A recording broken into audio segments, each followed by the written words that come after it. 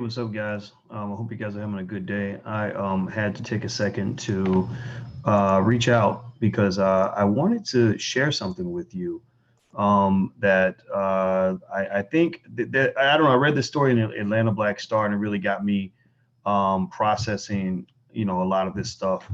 And I felt that out of my concern for the sisters that are out here, the black women that raised me, I felt compelled to make sure that I share what I learned, and I will say this also as I get started that I'm not a doctor. I'm not a person that knows medicine in detail, but I am a person who knows how to read, and as a result of the fact that I do know how to read, I want to read the results of some of these studies to you that I just saw, sort of perusing online.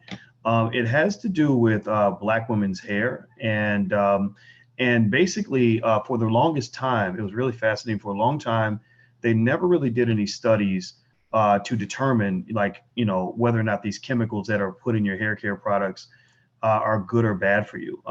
They haven't done any studies like that, but at the same time, a lot of people have speculated for a very long time that there was a connection between hair care products and some of the other issues that you see with black women, like the issues with with the cancers, all different kinds of cancers, fibroids. A lot of y'all know a lot of black women. Most of y'all, if you're here, you probably know some black woman who has had a fibroid problem, had to get fibroids removed. And it kind of goes deeper and deeper. And so anyway, what's up, Soul Tigress and Reginald Smith? How you doing? Let me know if you're on social media, if you're able to hear me okay, and all that good stuff, because I want to make sure that the connection's good and all that and everything else. And I'm gonna text out people to let them know that I'm talking about this for a few minutes. And what's up, Mizzy and Killer Mike, one of the greatest rappers of all time.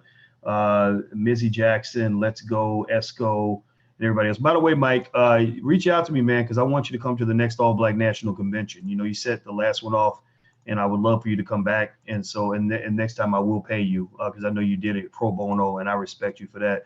And I do not forget my friends that do favors for me. So hit me up, Mike, because I want you to come back to the next convention. Actually, in fact, I think I'd like Mike and David Banner both to come to the convention. So if you haven't learned more about the All Black National Convention, you can actually go to allblacknationalconvention.com. That's allblacknationalconvention.com. Okay, so let me share with you all what I just read about black women's health and hair care products. This was I actually took notes. I can't show this video because it was it was a CNN video, and YouTube is always dinging us with copyright violations if we share anybody else's content. And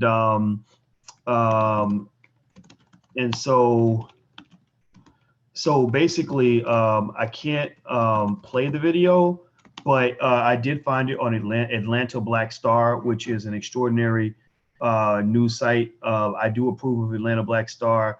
I love what they do. I think that they're very, very good as journalists. You got the fake news and the crap news, and you got the bootleg sites like theroot.com, which is just kind of a front for white people. But then you have places like Atlanta Black Star, which I really actually appreciate and respect because I get this sense that they really care about the community and want to do good work for black people. So I was watching this video, Headline News, and there was a sister on there, and she was talking about what's going on with black women's hair. And one of the things that she said, and I took some notes so that I could actually share this with you, so you could share this with people that you love.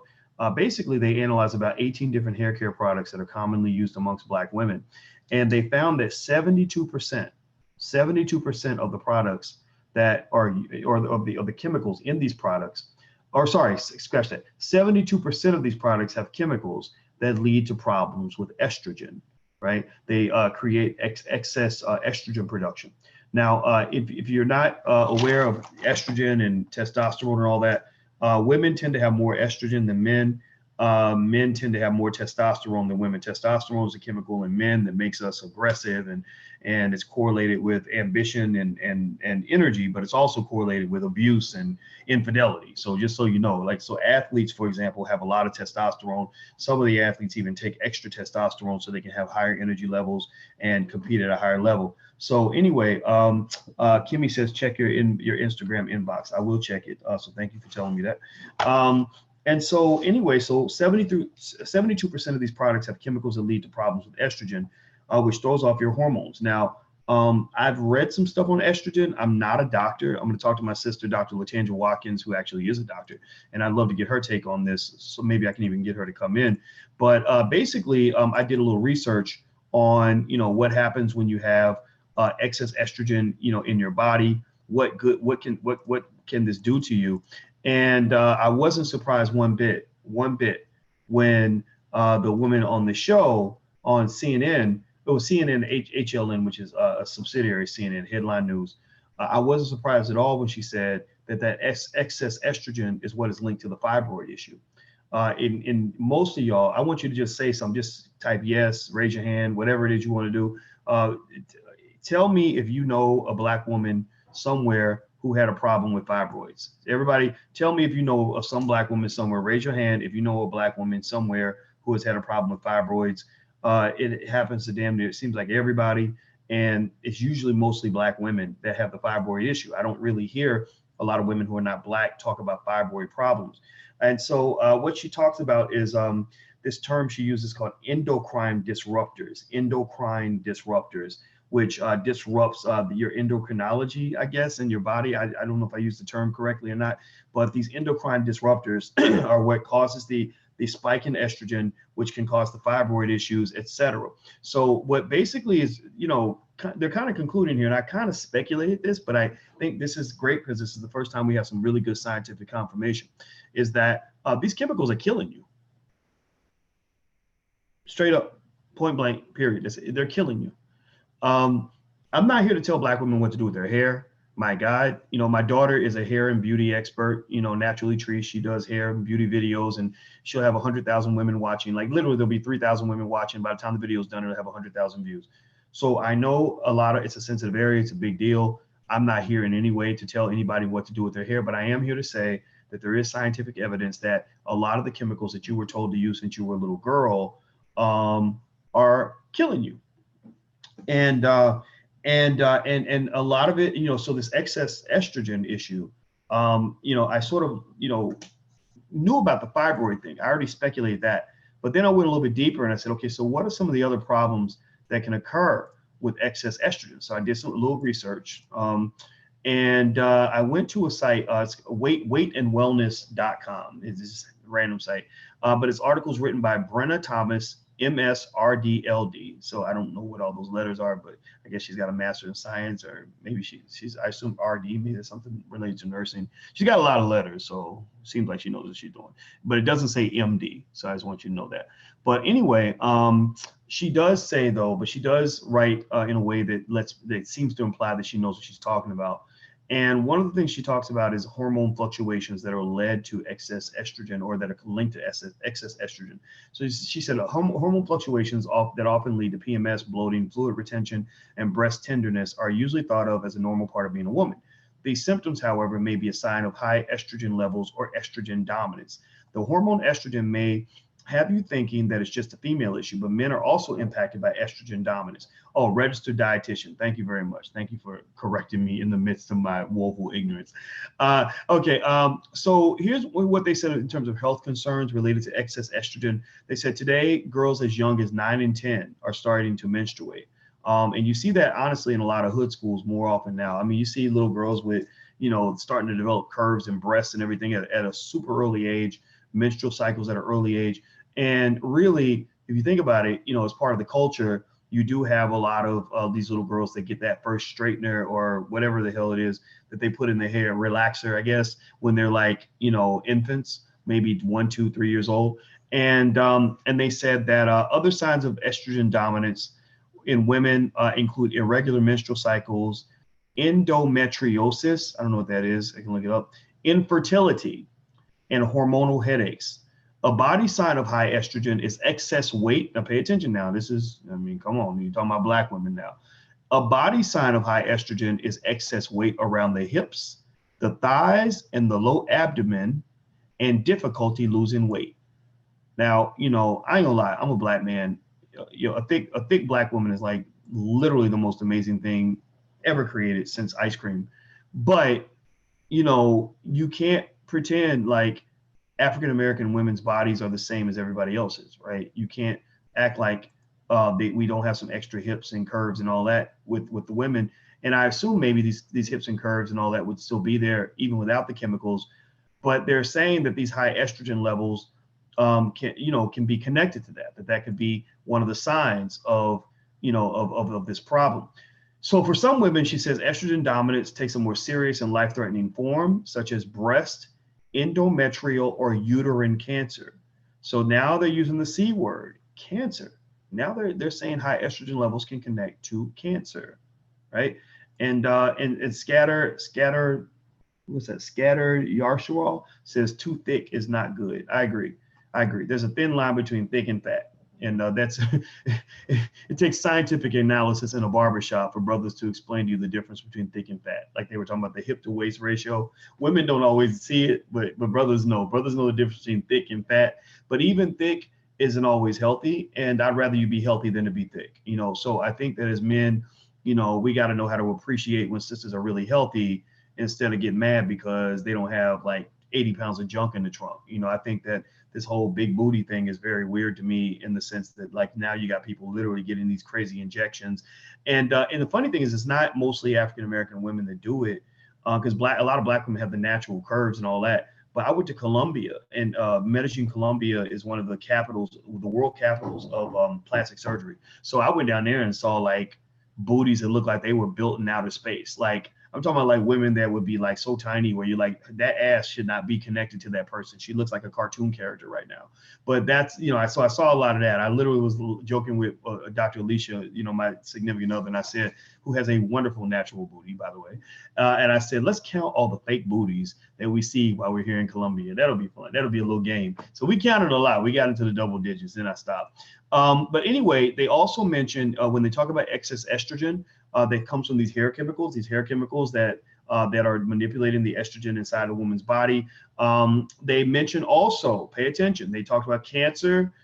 We talked about, hips, thighs, and low abdomen, difficulty losing weight as symptoms of the high estrogen. Now they also talk about autoimmune disorders, autoimmune meaning affecting your immune system. Like what? Boom, lupus. Now, y'all know lupus is all over the black community. Y'all know black women everywhere have lupus. I have very close friends who have lupus. My Aunt Debbie died of lupus. Lupus, thyroiditis, thyroid problems. I think of another friend I knew, a black woman who had serious thyroid problems. So they said autoimmune disorders, including lupus and thyroiditis, have also been linked to estrogen dominance and other hormonal imbalances. Now, men can also, have some estrogen issues. If men have estrogen problems, it can cause a loss of their sex drive, increased abdominal fat, enlarged prostate, and prostate cancer. In fact, estrogen is a key contributor to 50% of all prostate cancer cases. So I'm not sure, I got to look it up, but I wonder if increasing your testosterone can reduce the estrogen. So maybe staying, for men, for brothers, staying fit, lifting weights, doing things that strengthen you can help you fight that a little bit. And I do know that I do know a black man one time. This is where when I talk all the time about how racism is bad for you. Like racism also kills you. Racism is bad for your health. I knew a brother who was at his job every day and he was being treated badly, because he was black. And he said it affected his mental health to the point where his testosterone had left his body and it was replaced by estrogen. He had a lot of estrogen, so he couldn't perform for his wife. He gained a lot of weight. He slept in the bed all day. And so that when they say emasculate, when I heard that story, I thought about the word emasculation, and literally they had zapped the manhood out of him, and that's why I think it's important for you to teach your sons to have their own business so that if they want to quit a job, they can quit the job. Let's see, Donnie says, thanks for putting me onto the market. Yeah, those are the key. I mean, the 3 ways to build independent wealth, to not actually have to have a job if you don't want one, or at least set your kids up for that, is to teach them real estate. Make sure they take a basic class on just basic real estate, knowing why you should own a home, how to buy a home, how to buy a second home, how to buy a property that you're going to rent, and eventually how to get a commercial property. Just understand the basics, even if they don't have the money right away.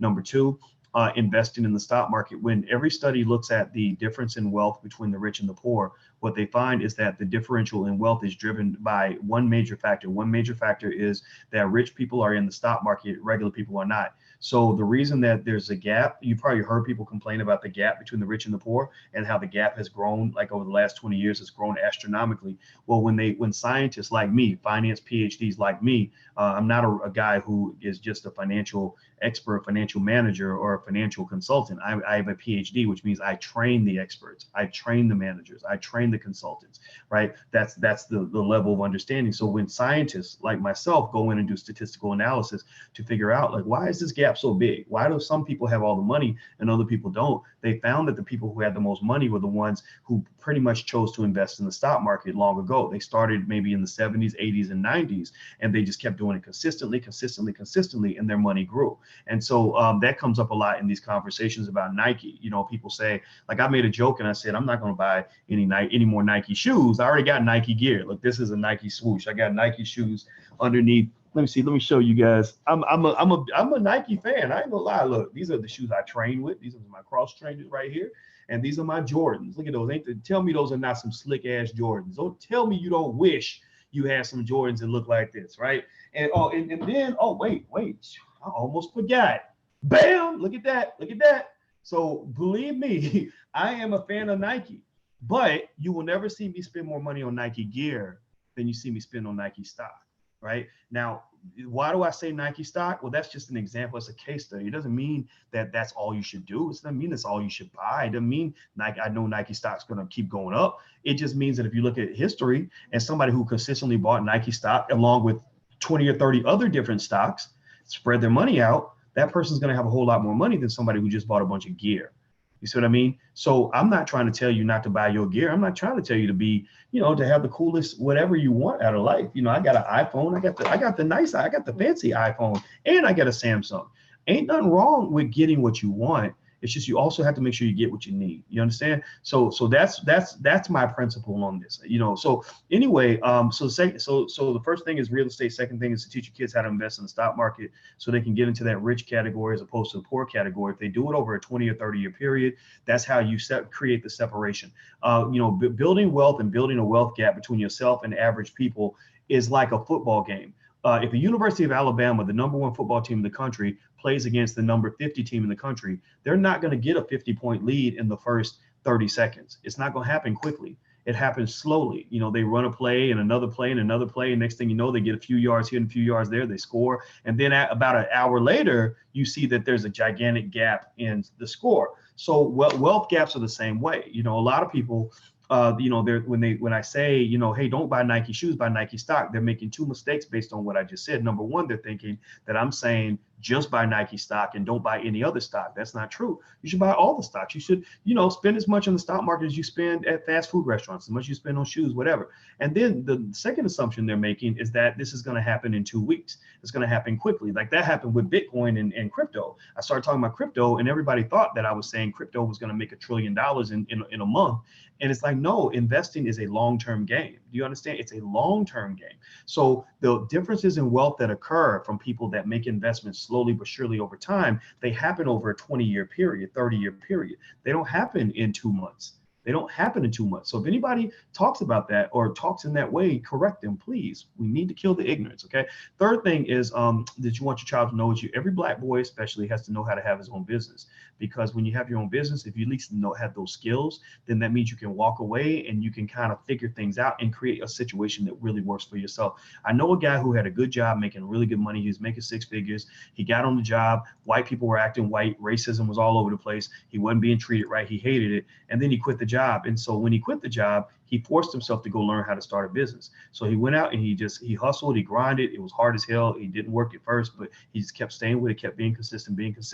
And he said, I'm so happy that they fired me. I'm so happy that they mistreated me, because had they not mistreated me, I never would have gone out and done this other thing. Now I'm happier. I do what I love. I work on my own schedule, and I make 10 times more money now than I made on my job. On my job, I made $10,000 a month. Now on this job, I make at least $20,000 or $30,000 a week, right?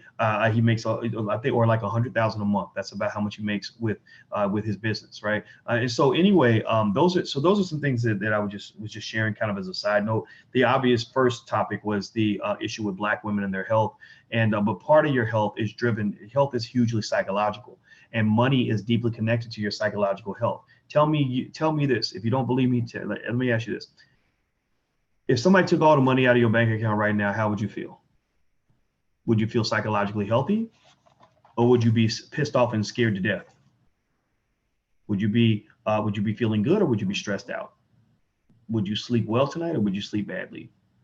You'd probably break out in cold sweats. You'd have physical symptoms. You probably want to throw up, right? That's because, what's happening here is connected to what's happening in your body, right? So a lot of the illness that happens to Black people, hypertension and everything else, comes from stress, which is connected to the fact that we don't control our financial situation. So the most important thing you can teach your child is how to control their financial situation.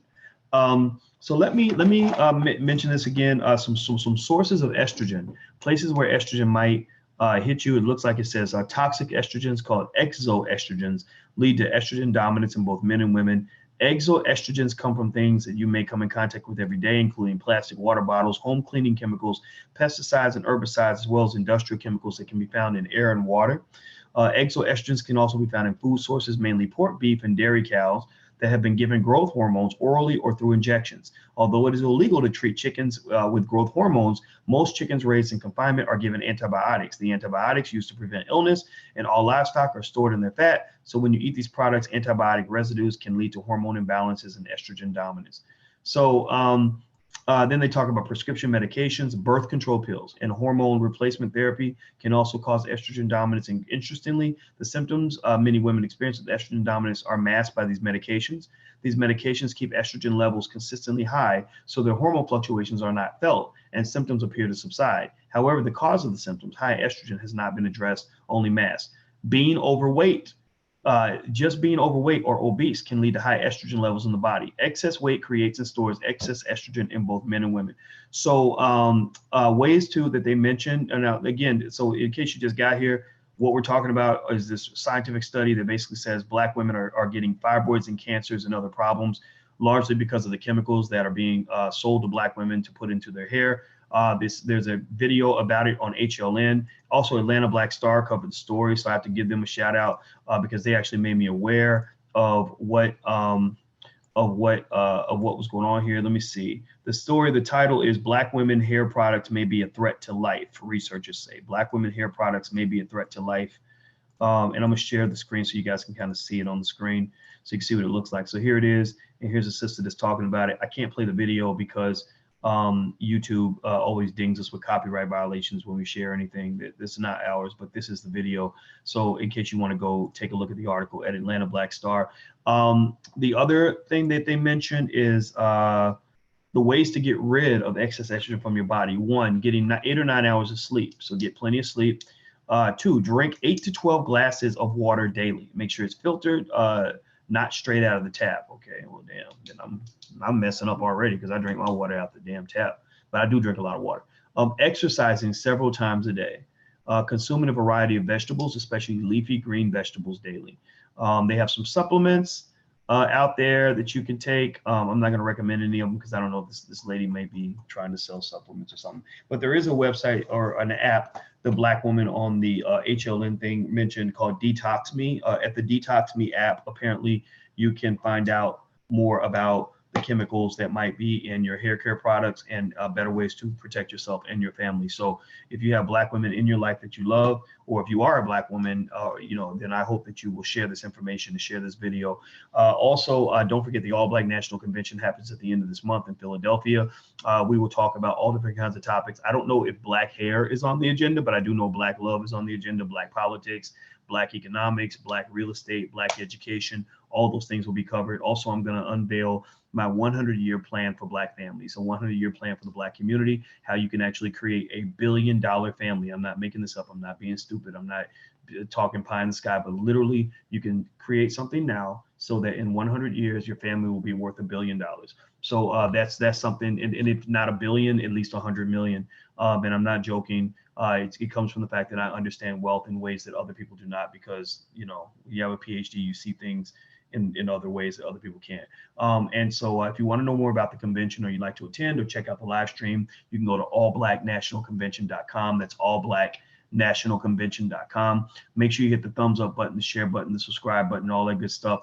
And also, last but not least, if you want your children to join the wealth building program I created for Black kids, which is basically a Black business school for children, feel free to take a look. It's blackmillionairesoftomorrow.com. That's blackmillionairesoftomorrow.com. My stepdaughter is in the other room, and right now the nanny is working with her on finances, on the Black Millionaires of Tomorrow curriculum, because I believe that our children can also get ahead in the next generation if we put them in business school now. If you're teaching your kids the game early, then they're going to dominate the game when everybody hits adulthood. So ultimately, like Mojo mentions, the Rothschilds, I raise my children like the Rothschilds. Any child that's around me is going to be raised like a Rockefeller, or like the way, honestly, even Donald Trump does with his kids. Donald Trump's children ain't never going to be looking for no job. Donald Trump's kids, you know, are raised in a specific way. And I want my children, any child that's connected to me, to be raised in a way where they're going to be able to compete with that and not have to go serve that. They're not going to go beg Donald Trump's kids for a job. They're going to be deciding if they want to do business with Donald Trump's kids. And that's what real power looks like. So take care, guys. I'll talk to you soon, and have a great day. I'll see you later. My father's calling me, so I'm going to go pick up this phone. Talk to you later. Peace.